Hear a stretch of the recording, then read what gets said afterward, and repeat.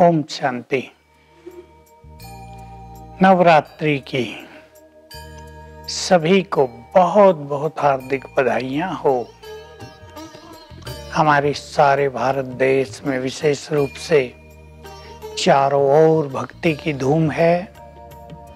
सभी के मन में देवियों के लिए, माताओं के लिए विशेष प्यार उमड़ रहा है।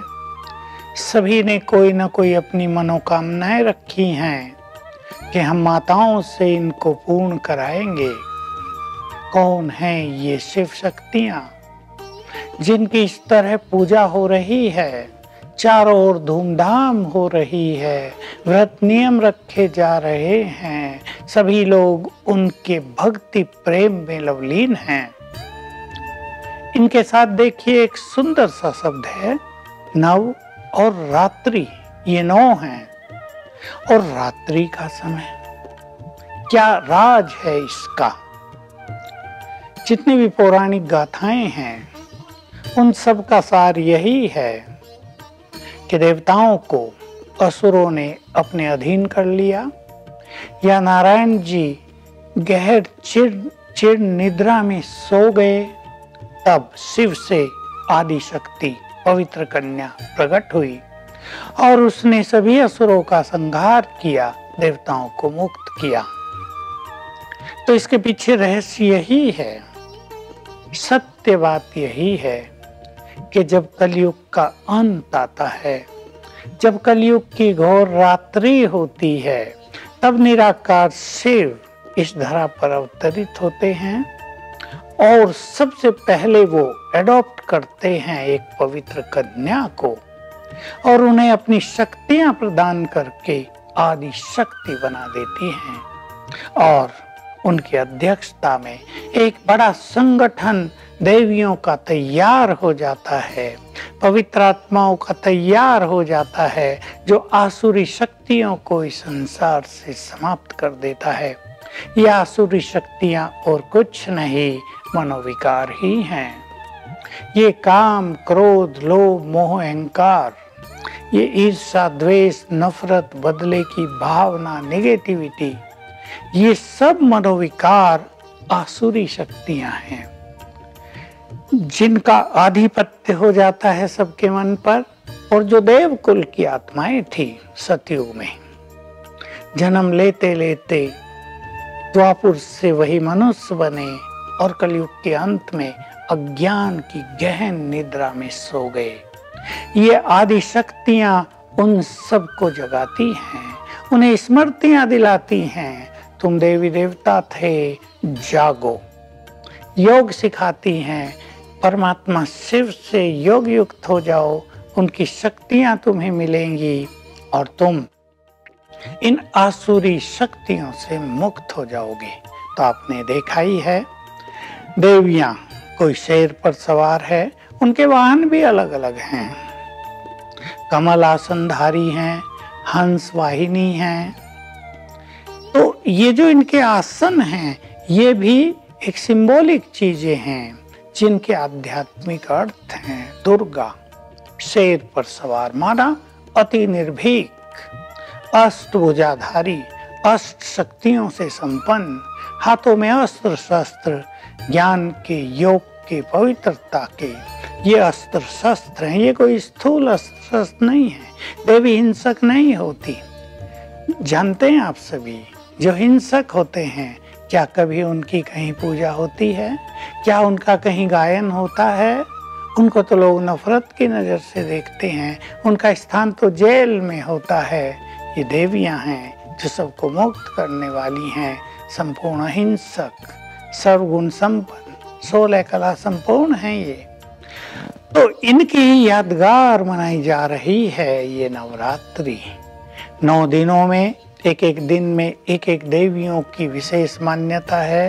आप सभी इस बात को जानते हैं।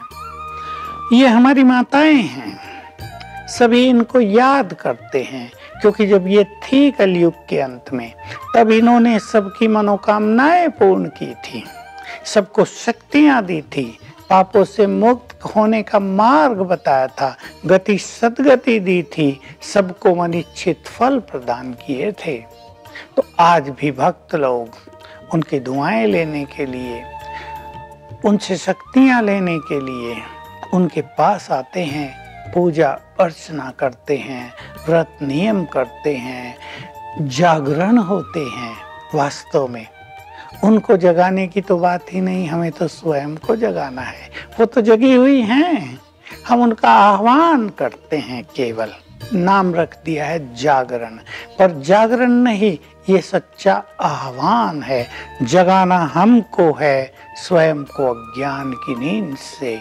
इन विकारों की नींद में जो सब सो गए हैं, विकारों का जो एक प्रभाव सबके मन पर आ गया है, विकारों की पराधीनता सबने स्वीकार कर ली है, उससे बाहर निकलना है, उससे जगना है। आज के दिन व्रत रखते हैं, हमें भी मनोविकारों से मुक्त होने का व्रत रखना है। व्रत एक प्रतिज्ञा का प्रतीक भी होता है। भाई इस व्यक्ति ने ये व्रत लिया, तो आज के दिन हम सभी कोई व्रत अवश्य ले लें।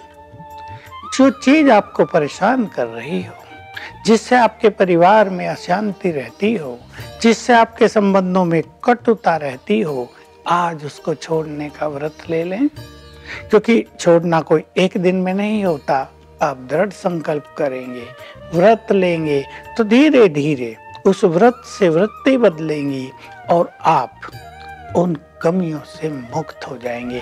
यही सच्चा व्रत होगा। आप उनकी पूजा अर्चना तो कर रहे हैं, लेकिन हम उनके पुत्र हैं, अब सुपुत्र बन जाएं। जो क्वालिटी उनमें है, वे प्रेम की प्रतिमूर्ति हैं, वे बहुत दयावान हैं, वे सबको मदद करती हैं, उनकी दृष्टि बहुत पवित्र है, वैसे ही हम भी बन जाएं। यही हमारा उनसे सच्चा प्यार होगा। और अगर आप भक्त हैं उनके, तो भक्ति भी किनकी स्वीकार करेंगी ये देवियां, ये माताएं? जो सच्ची भावना से करेंगे, जो निष्काम भाव से करेंगे, जिनके चित्त में बहुत प्रेम समाया हुआ होगा, जो उनके आदेशों का भी पालन करते होंगे। उनके आदेश आपको मिलते रहेंगे सूक्ष्म रूप से। केवल मंत्र जाप, उनका आरती वंदन कीर्तन, इससे ही वो राजी नहीं हो जाती। सच्चे दिल पर ये देवियां राजी होती हैं, पवित्रता पर ये देवियां राजी होती हैं। तो आज जब हम शुरुआत कर रहे हैं नवरात्रि की, सभी 9 दिनों के लिए कोई पावरफुल संकल्प कर लें और फिर संकल्प करेंगे उसको कंटिन्यू करने का। कोई अपनी बुराई छोड़ दे, तो हम सचमुच उनके लिए जो गायन है वो असुर संहारिणी है। हमारे अंदर का कोई भी असुर आज सदा सदा के लिए विदाई ले लेगा। तो ये नवरात्रि आप सबके लिए बहुत शुभ हो।